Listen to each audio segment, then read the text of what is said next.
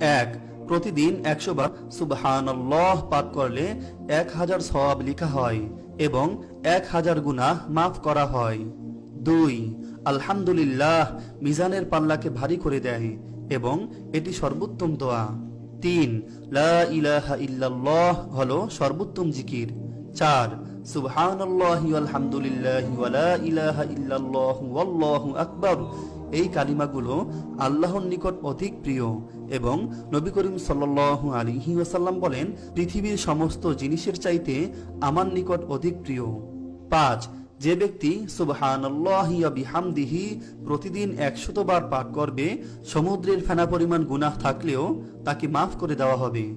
6, নবী করিম সাল্লাল্লাহু আলাইহি ওয়াসাল্লাম বলেন, সুবহানাল্লাহি ওয়া বিহামদিহি সুবহানাল্লাহিল আযীম এই কালিমাগুলি জিহ্বায় উচ্চারণে সহজ, মিজানের পাল্লায় ভারী, দয়াময় আল্লাহর নিকট প্রিয়। 7, যে ব্যক্তি সুবহানাল্লাহিল